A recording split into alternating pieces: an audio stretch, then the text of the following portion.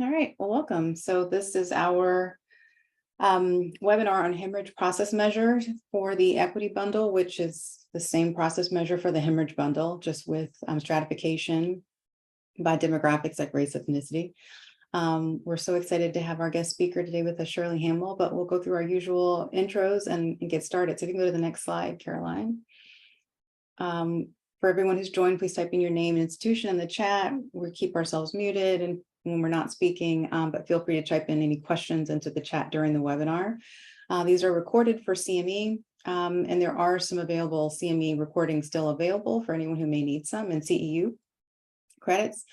Today we'll go over some data from the bundle, and then we'll hear from Shirley around her process, the work she's done on hemorrhage process measures at Baystate Franklin. And then we'll do some Q&A and wrap up. And it's quite possible, because I have very little to add for QI teaching and data. So it's very possible we could end even a tiny bit early, but that's the goal, is to end either on time or early. We go to the next slide. So here's what we'll be talking about today. And one more slide, if you don't mind. As always, wanting to thank our Pinpoint Maternal Equity Bundle work group. We are reinvigorating our work group. So if any others want to join or have information they want to add, please don't hesitate to reach out to me or to Kaylee or to Caroline about your interest. And of course, we show this picture each time because this work could not be done without the input and support of so many across the state and from so many different hospital teams to support what we're doing. All right, next slide.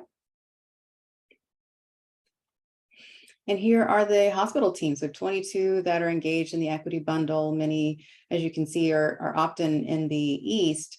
What's nice to see that Springfield and Worcester points there, but also looking down south, we've got some representation across the state. So that's really great. I want to say thank you to all the teams that are participating. Go to the next slide. And thanks for all who are joining. So again, if you're just joining, please put your name and your institution in the chat. So for a roll call. So as a reminder, when we submit our data, your data is due at the 10th of each month. These are to look at your structure and process measures for the equity bundle. And those can be completed by the OB, RN, or MD champion or your QI staff member. Of course, data links come to you when you have a memorandum of understanding signed with Betsy Lehman Center. Really important here is for next month in September, we're going to do this, but without a topical presentation. We're going to look at the data of the equity bundle across the entire year. So what'll be great is to be able to compare apples to apples, because on some months, some teams are submitting data, and on other months, other teams are submitting data. And so we want to make sure that if your team is submitting data, that you can get all your data from across the year, either submitted, or even if there are just points in the year that you could submit. For instance, if you did last September, January, mid-spring, like May, and then, again, in the following September, just some points where we can really compare and help you see where you've made progress, and we can be able to show where the teams across the board and across the state have made progress. That would be really fantastic. So you've got an email from Kaylee and Caroline sharing your equity or your reports of what's been accomplished with your teams, but also has links there so you can fill in and complete your data. The data for September is looking at the month of August, and that's due on the 10th of September. And again, I'm encouraging everyone to finish all of their data and to pull up any data that they haven't entered and enter that if they can, so we can really look at all the data across the state. Kaylee, do you want to comment at all or have anything to say about the email you sent?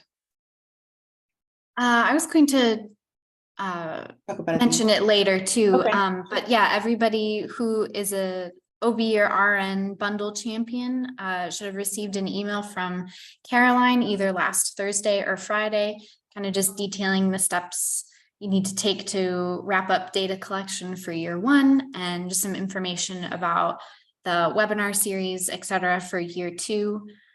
So lots of important information in that email. So check your inboxes from last Friday if you haven't received it, and we're always happy to resend. Perfect, thank you. I'm gonna go to the next slide, Caroline.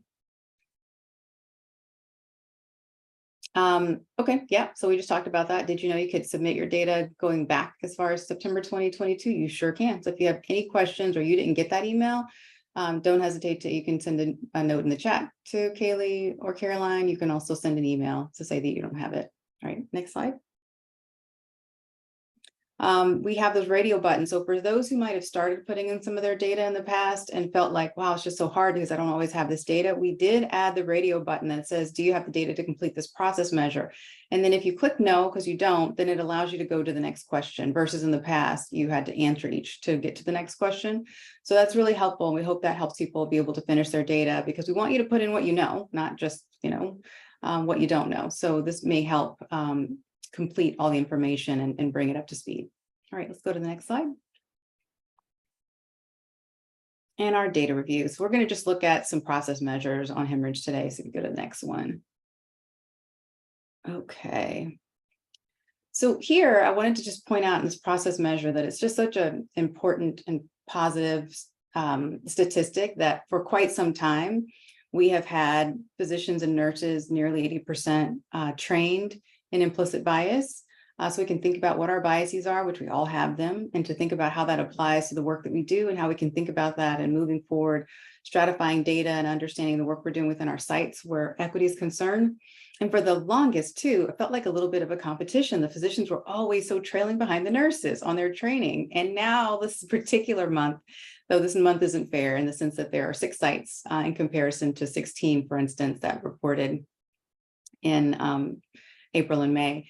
But at least here it shows neck and neck, 83% physicians and nurses that have done their bias training. So that's really nice. Kaylee will point out at the very end, and as you guys know on our webpage, you can always check. We do have a Speak Up training happening again that will be in October, sponsored with AWAN. So really excited about that and really thankful for our ongoing collaboration and partnership with Deborah Bingham and her Institute for Perinatal Quality Improvement as they bring the Speak Up training. All right, we can go to the next slide. So this we kept in because when you guys submit the data, you talk about the average number of birth admissions that you've had. And so if you look at from February to July, there's somewhere on the order of around 7,500 births that we're looking at with the teams that have submitted data. And if you go to the next slide, and you look at the number of charts reviewed, right? So we're on the order of close to 1,500 charts that have been reviewed over that amount of time, which is about 10% of what we're looking for. When you go to the next slide, we're going to look at the 2 hemorrhage measures. And one of the questions asks the proportion of charts reviewed with hemorrhage risk assessment completed with a risk level assigned and performed at least once between admission and birth. And we've done really well here.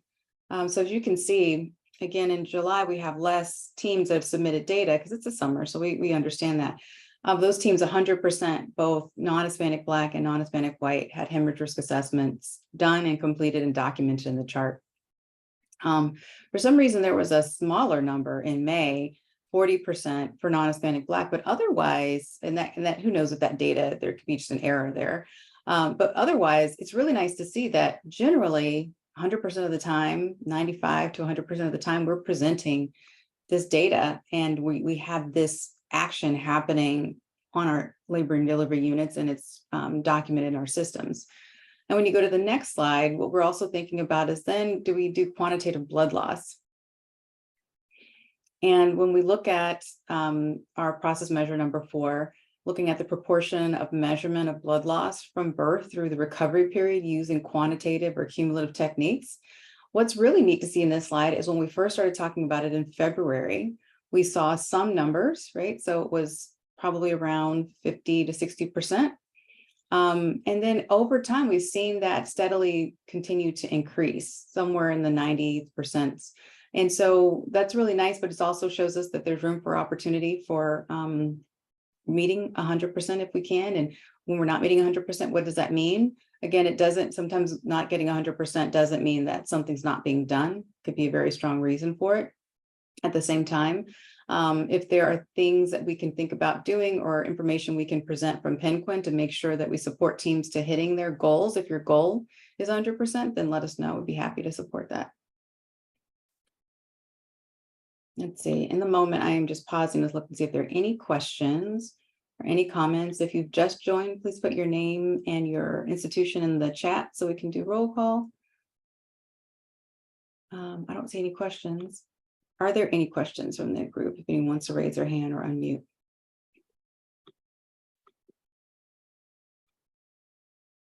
All right. Well, without further ado, I'd love to introduce our speaker, Shirley Hamill, who's a nurse manager at the Birthplace in Baystate Franklin Medical Center, who's going to talk to us about quality improvement approach. I'm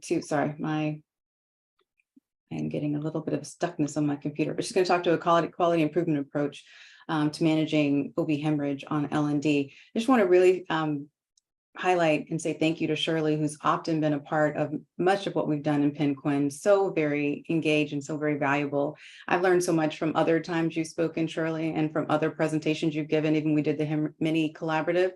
I just want to say thank you, and make sure that everyone hears that you're just such a giant and a leader across Massachusetts in nursing support and nursing leadership. And I want to say I'm glad to have you here. And then Shirley's also volunteered to be one of our speakers in October to talk about the work that they're doing in equity at Baystate Franklin. So thank you very much. And I'm going to pause there and turn it right over to you. Thank you so much. I'm happy to be here today.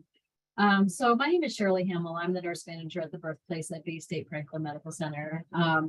We're in Greenfield. You want to go to the next slide? I'll give you a little bit of what our hospital is like. So we're in Greenfield, Massachusetts, in Western Mass. We do have a midwifery model here. So the majority of our patients are delivered by midwives unless there's an operative delivery that's needed. We do about 425 births a year. So we're a small community hospital, but that's what makes us special. We do have a 29% induction rate and about a 32% total C-section rate. And we do about 20 water births a year, which again is another thing that brings patients to our hospital for if they want to have a water birth. The interesting thing though, and I've been learning this as I've been doing equity work at the Baystate Franklin, is that we don't have a lot of racial diversity. We have 87% of our patients are white, about 1.5% are Black, and about 4% are Hispanic. The interesting thing though at Baystate Franklin is even though we don't have a lot of racial diversity, we do have a lot of socioeconomic diversity and substance use disorder patients. We have an amazing group, the Moms Do Care program that drives and brings patients to our hospital for substance use disorder. So we do often have a lot of those patients. So we're very careful to make sure that between our socioeconomic patients, our racial diversity patients, and our substance use disorder patients, that we're looking through everything with an equity lens. Next slide. So we've been working, as Audra said, with PennQuin since 2020, pretty closely with the OB hemorrhage bundle. In 2022, we did a lot of work with them for the hypertension bundle. And in 2023, although it's not through PennQuin, we did equity work and patient experience work with Team Birth. So unfortunately, we aren't a part of the equity bundle that you're working on right now because we were involved with the Team Birth initiative at the same time. So I'm sure I'll be learning more from you if there's another equity bundle that comes along. Next slide. So when we started our work with PennQuin, we did a mini collaborative in 2020, 2021 around maternal hemorrhage. And our goal at the time was that by June 30th, 2021, 100% of all of our C-sections would have QBL measured and documented in the EMR.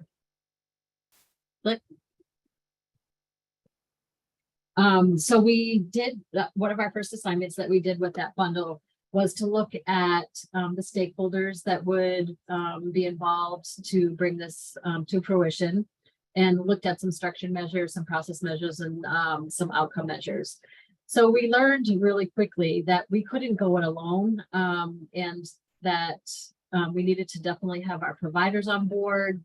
We needed to have all of our OB staff on board, as well as our OR team.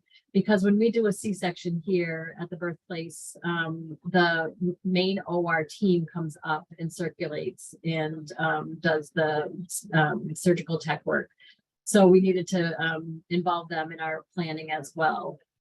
So we also learned pretty quickly that we did not think that we were going to be able to do QBL on every birth right off the bat. So we decided to, pare down our goal to be that we would do QBL on all C-sections.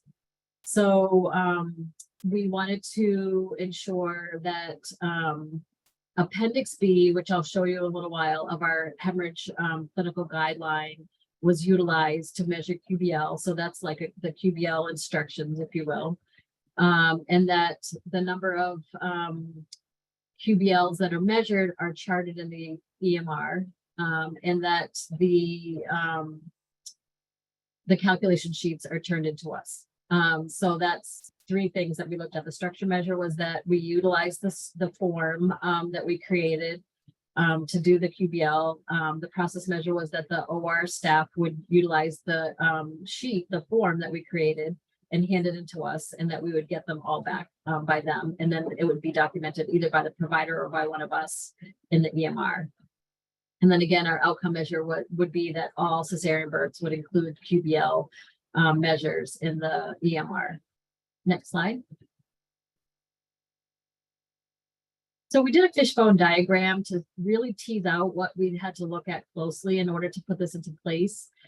So we looked at people, environment, materials, methods, and purchased equipment in order to effectualize 100% of our C-sections having QBL done. So the people, like I said, we really needed to involve our OR team. They all needed to be on board because we were going to be asking a lot of them. We're going to be having them do the weighing of the sponges and the linens and marking the or measuring the blood loss in the iliac fluid in the suction canisters.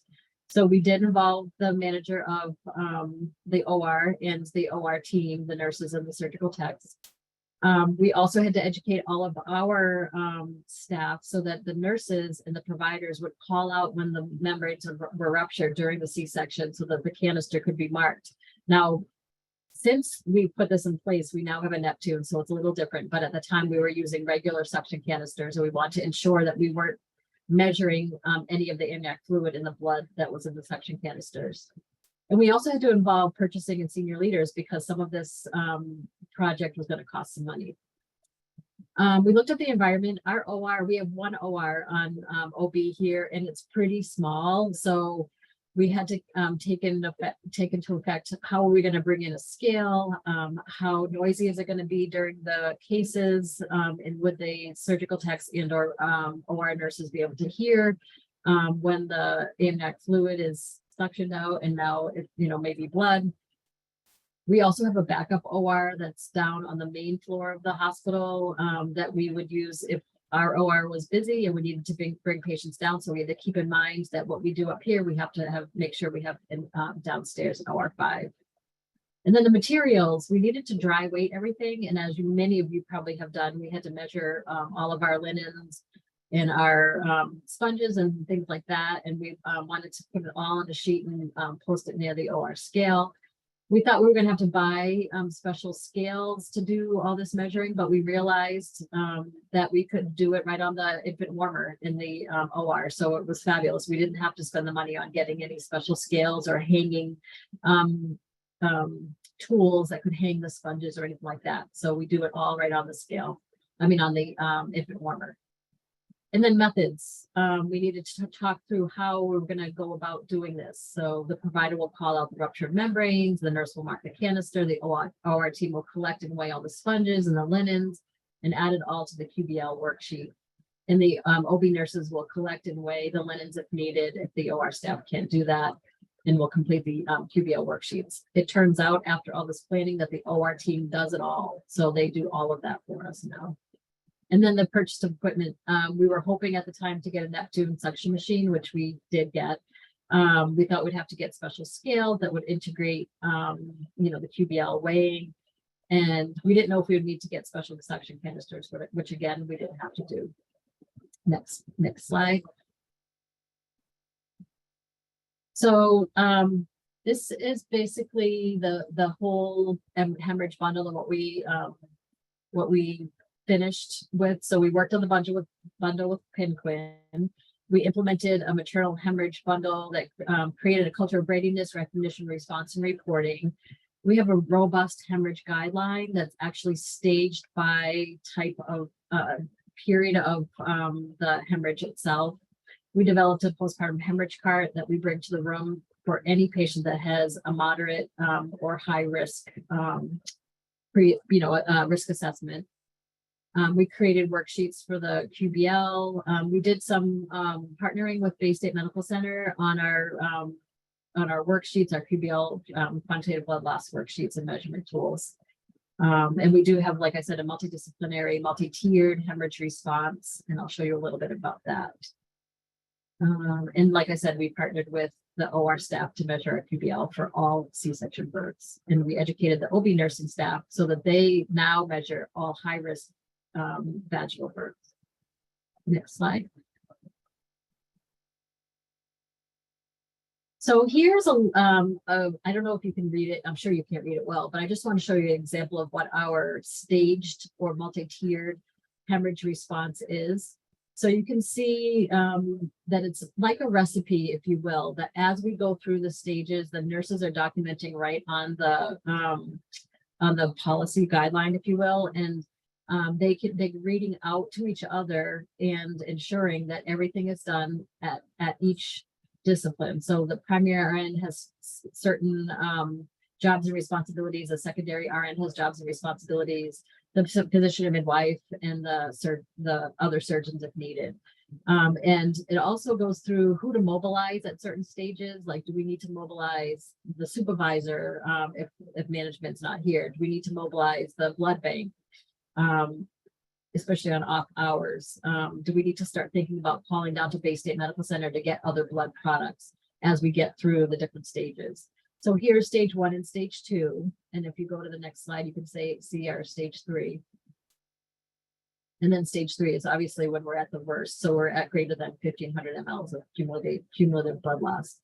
And the next page in our guideline is actually the different medications that we use during postpartum hemorrhage, and then the blood work that we would be sending off and the blood bank information. So because we are a small community hospital, we do partner with Baystate Medical Center when we have a massive transfusion protocol in place. We call down to the blood bank and we just say that we have a massive transfusion or OB transfusion protocol that we need in place, and they start to call Baystate to start to get packed red blood cells and FFP and things like that. Actually, we have the packed red blood cells here, but if we need anything more than that, FFP platelets and things like that. The next slide.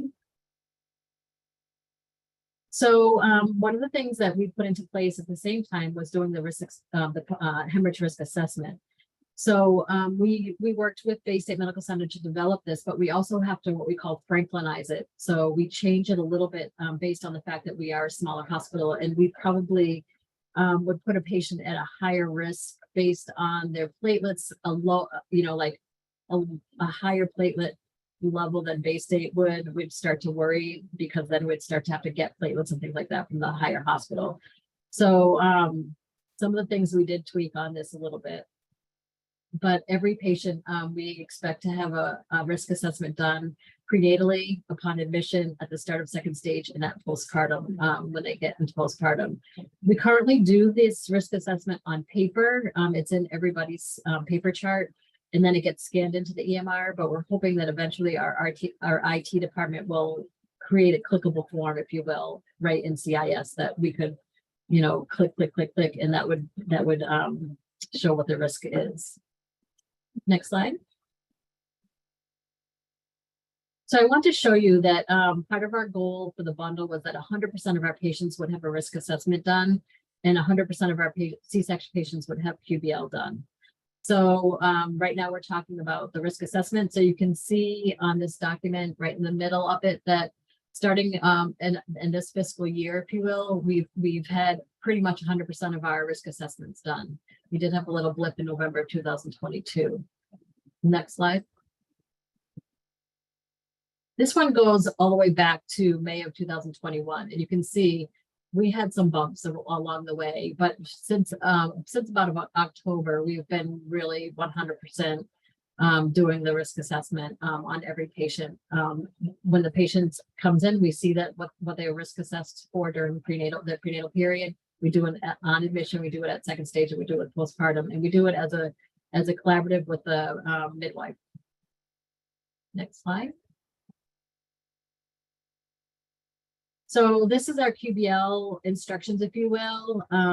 So for our C-sections, we follow the process on the left, and for our high-risk vaginal deliveries, we follow the process on the right. Next slide. And this is our worksheet that the OR team does. This is our C-section QBL worksheet. So they, like I said, they weigh everything. They subtract the amniotic fluid from the total amount in the Neptune machine at this point, or in the canister. They find a suction blood amount. They subtract it from the total weight of all the linens and the sponges. They subtract 1,000 mLs of sterile saline that they actually, if they don't use it all, they just dump it on everything, so they know exactly how much to remove from sterile saline. And then they give us a total QBL at the bottom. And when they do that, they slide it into our mailbox. We document it in the medical record, but usually the provider is core texted with the QBL number, and they put it into their delivery note as well. So it's in two places, just to make sure that it does get into the medical record. Next slide. So then my assistant manager and myself, every month, or every single time we have a C-section, actually, we go into a Excel spreadsheet that we created. We put the patient's name, their account number, their delivery date, what their risk assessment was, what their EBL was if the doctor documented an EBL, what the QBL was, and whether the worksheet got done. And then sometimes all the way to the right, we put a little bit of notes. Like if the patient, you can see there was a patient here that had 1673 QBL. We might put some notes in there, did they need blood transfusion? How was their H&H and things like that. So we'll continue to keep some note to the right. And this is what we use when we go into the Pinquin, the Betsy Lehman survey, that we fill out every month. We use this form for our hemorrhage then we do our hypertension separately. But all right, next slide. So again, here's our numbers. If you look, the QBL for C-sections, sometimes we have some drop-offs, but again, we don't have a lot of C-sections every single month. But we have found that sometimes if it's a urgent C-section and everything is like just kind of chaotic and crazy in the OR, the QBL might be missed. Or we've also found sometimes if the C-section is done in our alternate OR, it gets missed because we don't have a warmer down there that they can measure the linens and weigh everything down there. So they have to do it on another scale. So sometimes they miss it. But we're doing pretty good. And then next slide. Here's the graph, if you will, of our QBL measurements as well. The next slide. So yearly we do a yearly competency, as everybody does, and we've been including postpartum hemorrhage and hypertension in our yearly competency now for a few years. Our assistant manager is amazing at making blood. She makes it with Crystal Light and cranberry sauce. So she makes a beautiful mess with fake blood. And we also, when we do our mock code, we do it in stages, like as our guideline is written in stages. So we'll have somebody that has like a small hemorrhage that becomes a larger hemorrhage, that becomes a much larger hemorrhage that ends up becoming a massive transfusion. And we include anesthesia in our mock codes. We include the blood bank in our mock codes in the lab.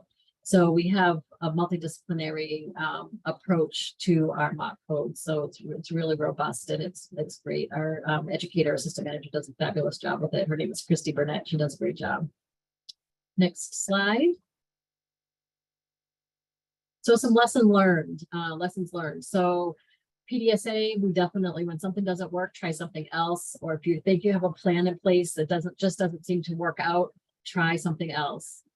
educate and re-educate. So we provided some education. We did some really good work. We had 100% of our QBLs done, and then we'd see a big dip. So we'd do some re-education with our OR staff, because, you know, sometimes they get new staff that may need to have some education that they didn't get when we did the original education.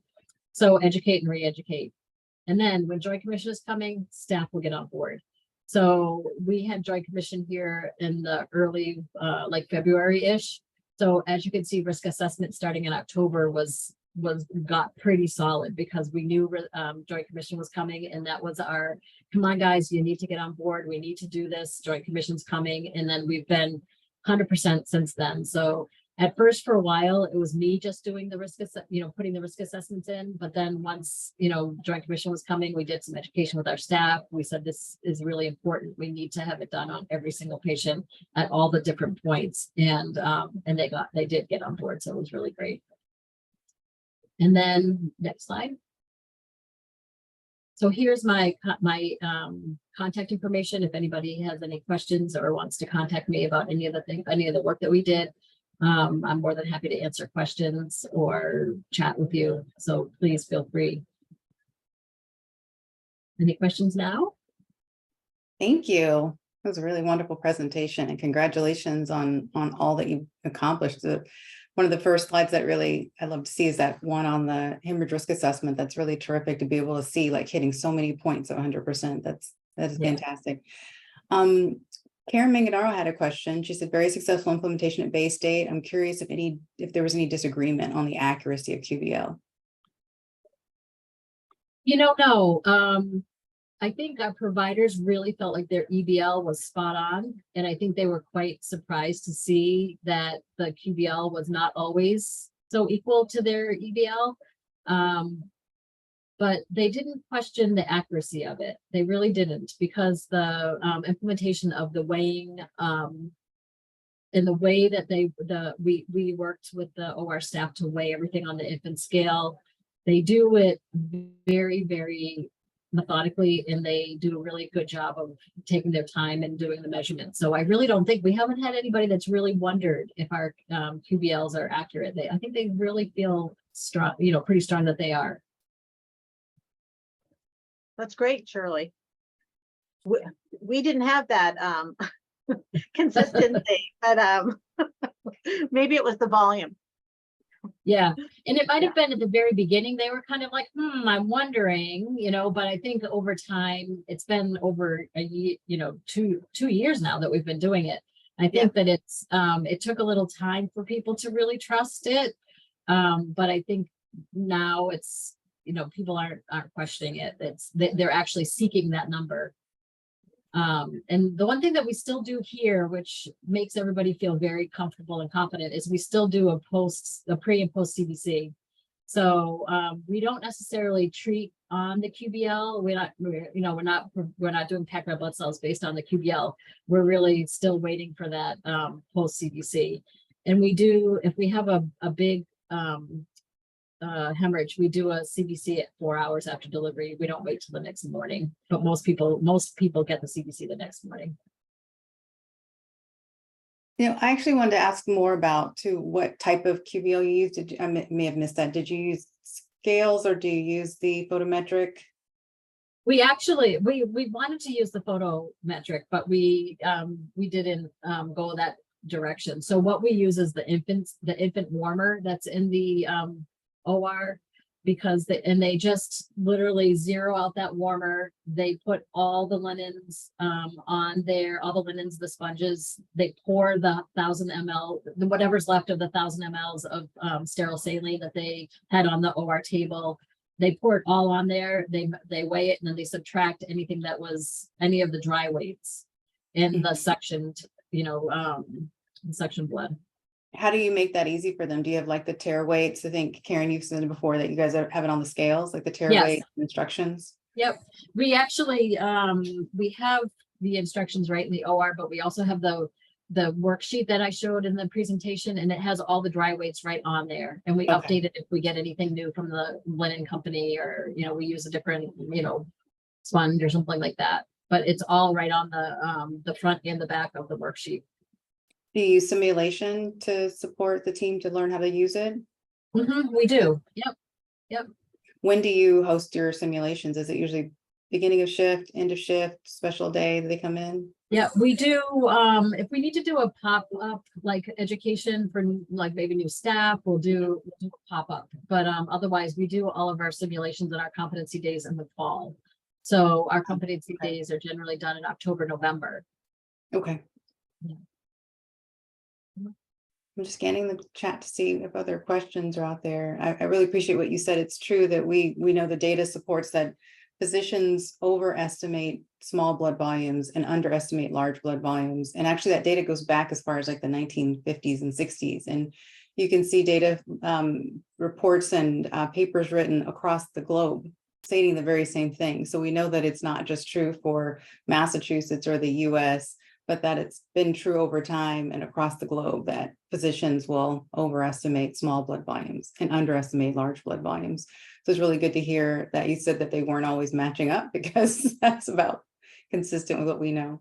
They don't match up and they still don't match up. Yeah. You know, the EBL still is not, you know, equal to the QBL. It's closer, but it's not equal.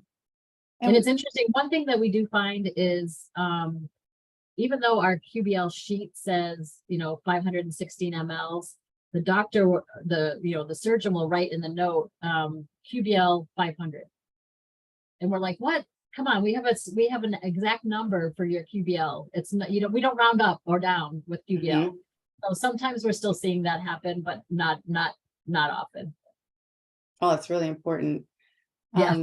Lots of praise in the chat to say wonderful presentation. I also have a question though about your vaginal deliveries. What do you guys do for vaginal? Do you use like a volumetric? So it's an estimate, but it's a sort of an informed estimate? No, for our vaginal, the provider still does an EBL, but if it's a patient that has a moderate or high risk assessment, we'll have the postpartum hemorrhage cart outside the room and then bring it in, and we'll weigh just like we do. We have a scale on our hemorrhage cart.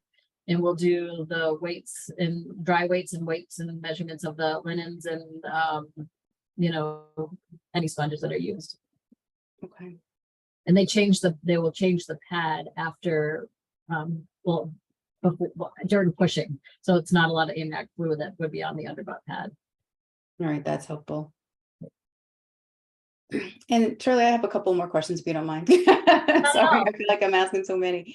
So when it comes to thinking about equities and inequities, I know, you know, some places don't have very many, very diverse sort of ethnic backgrounds at some of the sites. So we've seen that in some of our SMM reports. And I was just curious, do you guys have any future plans to look at differences in outcomes of the QBL, maybe by payer status, whether it's Medicaid or not Medicaid, or by language or potentially geography, where the person's coming from or not? Right. Yeah. So we haven't started to measure in that way. And I was interested when you started your presentation that this equity bundle is looking at it that way. And I haven't done that yet. So our goal is eventually to do that. We don't have, I think, as I said at the beginning, we don't have a huge swing in our racial, you know, the racial differences, but we do, I think, I would like to look at it by payer mix, by age, by demographics, not so much, you know, like location, because most of the location is Franklin County for people that deliver here, but not always. But yes, our plan is to look at it that way. I see. Karen, you have your hand raised for a question. And Shirley, two more questions. Just with your process in the OR, when you weigh everything, are they weighing the linen that the patient's lying on in the OR table? Are they including that necessarily, or just sometimes? Or always? No, always. You know, I'm wondering if that is because we don't do that always, and I'm wondering if that is probably part of the reason that, you know, we have some cases where it definitely, there's not agreement on the QBL amount. And the other question I had is with your I was surprised to hear that you don't do QBL on your vaginal deliveries. Have you thought about like just double checking it, like just to do some QBL on some of your cases to see if they, you know, if they're or if they're close, or Yeah. female mounts, or if they're not. Yeah, we haven't done it on our low risk patients, but we have done it on the moderate and the high risk. And there was a little bit of pushback from the providers at times doing the low risk patients. They at first didn't want to do any vaginal deliveries, and then we kind of pushed back on and said we'd like to do the moderate and the high risk. And they acquiesced. They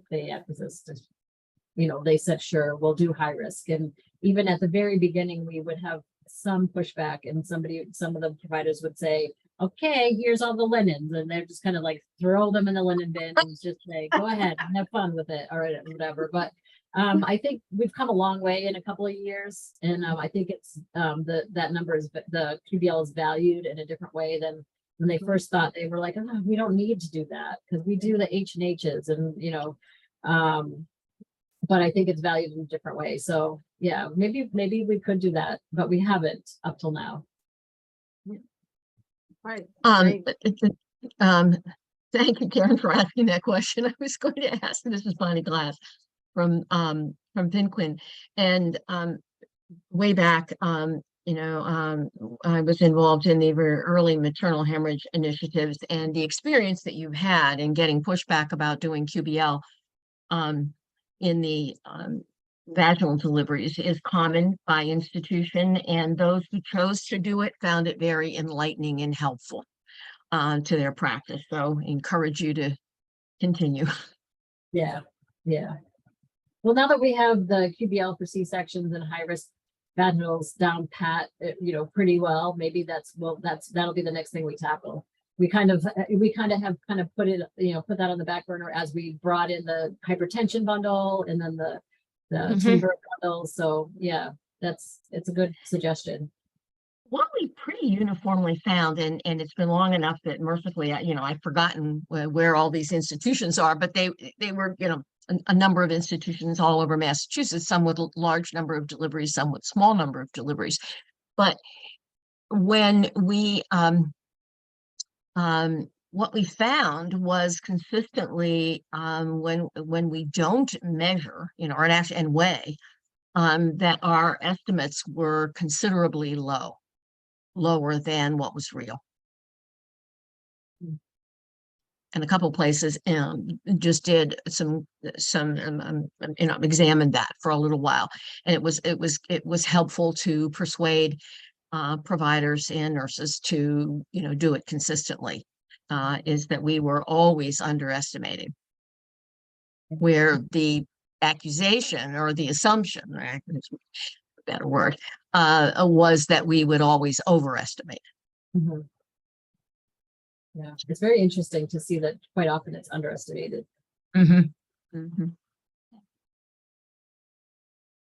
I want to say thank you again. I feel like we've asked you so many questions, so thanks so much for Not a problem at all. There was a question in the chat, I'll say, for patients who experience high blood loss, what types of follow-up happen after they leave the hospital? If you wanted to, had some time to answer that question, and then we'll turn it over to the rest of the presentation. Sure. Our patients are seen pretty quickly, generally 2 weeks postpartum, especially if they've had, hypertension or significant postpartum hemorrhage. They will see their provider within days of being discharged up to a few weeks. They definitely don't go home and hang out and wait for the 4 to 6 week checkup. So they're followed really closely. I don't know that there's anything particular for hemorrhage that they do a spot check for a CBC, but certainly if they're symptomatic, they're not waiting to be seen by the providers. They are seen pretty quickly after discharge, or they're getting blood transfusions in the hospital if they're symptomatic.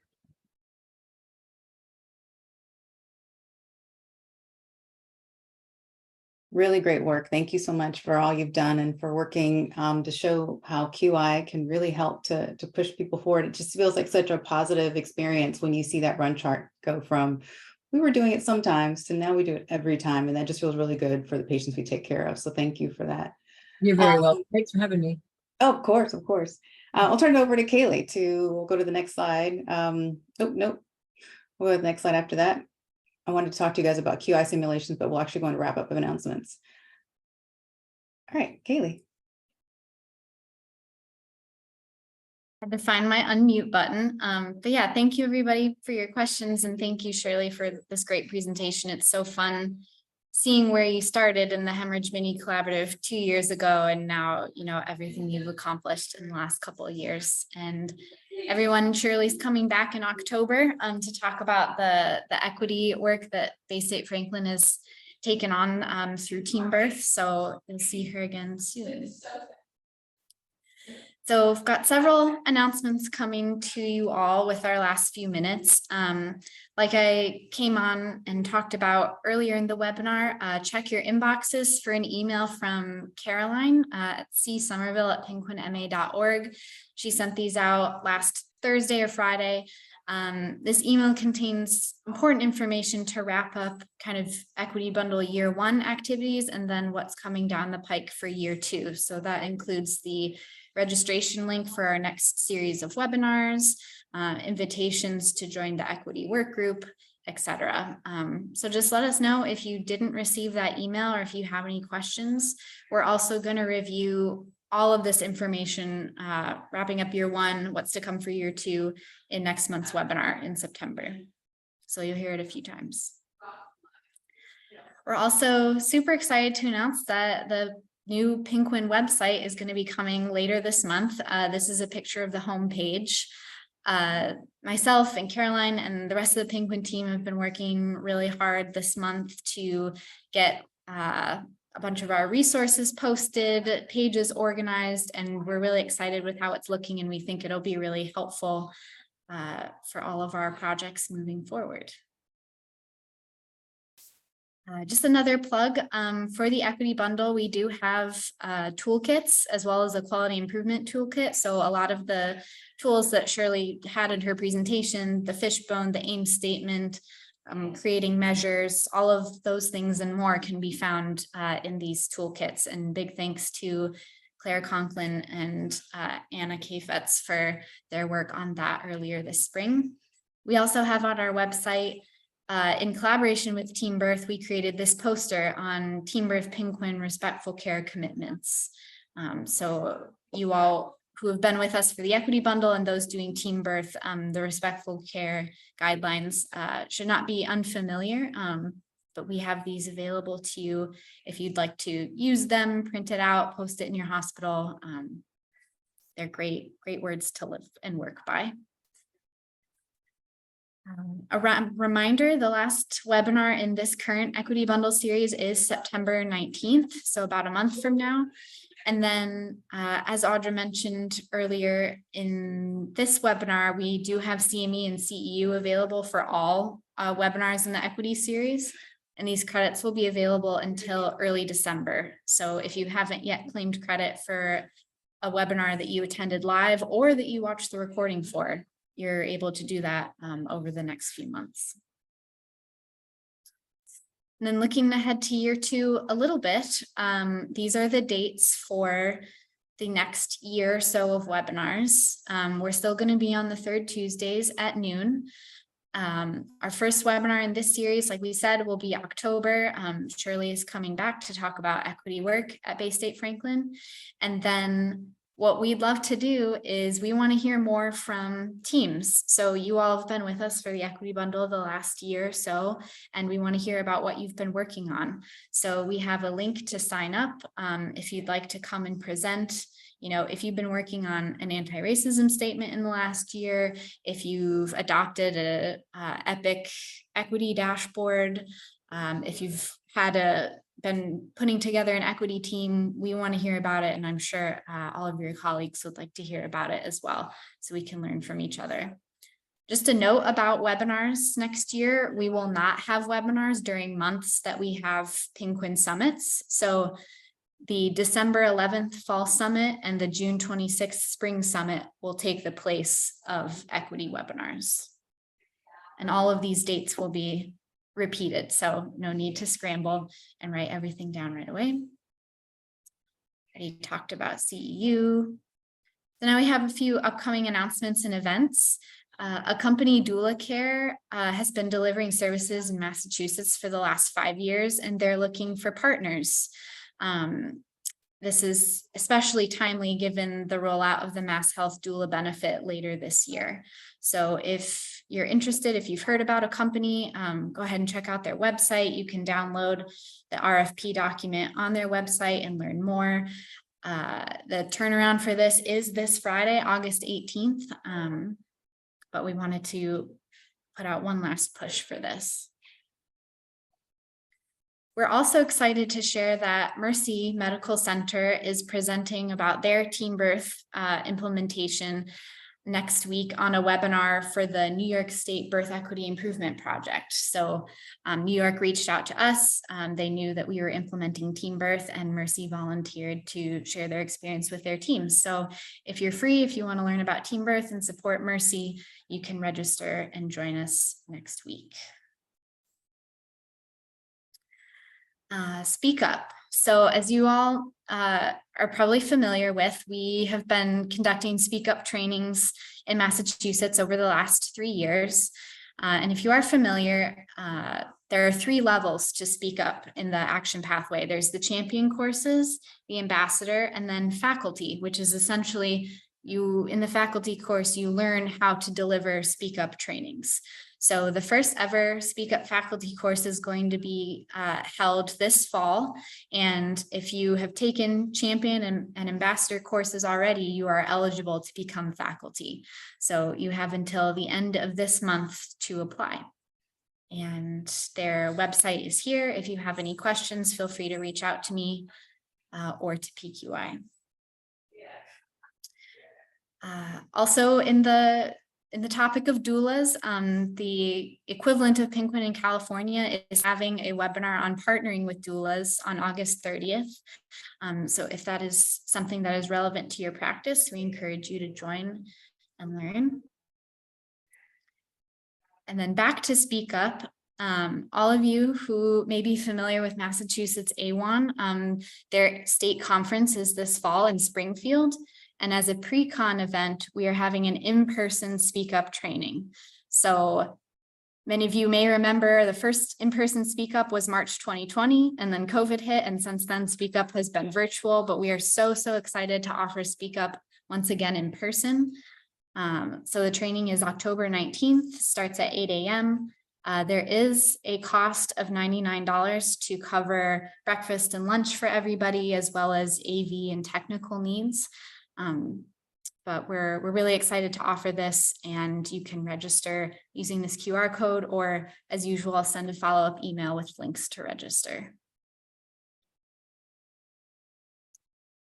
Yes, an AWHONN state conference. For those who don't yet know, it'll be October 19th and 20th, again at the Mass Mutual Center in Springfield.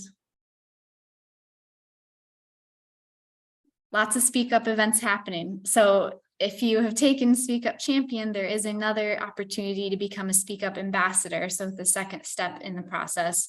This will be a virtual training on December 1st from 8:30 to 2:30. You can register for free using this code, and it'll be completely free to you. Lastly, our partners at March of Dimes recently came out with a report called Where You Live Matters, Maternity Care in Massachusetts. So this report is available to be downloaded. You can take a look. There's some really interesting insights there. And we're proud to continue this partnership with March of Dimes that has been in place since before Penguin was Penguin. So be sure to check out this report. And I'm just taking a look in the chat. Caroline has put in the chat several of the links, registration links, resource links that I reviewed here. So be sure to check there if there's anything that you're interested in. Karen says, can't recommend in person enough for Speak Up Champions training. So if you are available to head to Springfield for that, we would really love to see all of you there. And Audra, I believe you're leading that one, aren't you? Maybe so. Maybe so. Maybe. Okay. Hopefully. I thought I had heard that, but maybe. Great. Well, thank you all so much. We are so glad that you joined us on this August day, and we look forward to next time where, again, we'll be reviewing data from the equity bundle for the last year. So it should be really great to see all the progress that we've made. Thank you all. Thanks, everybody.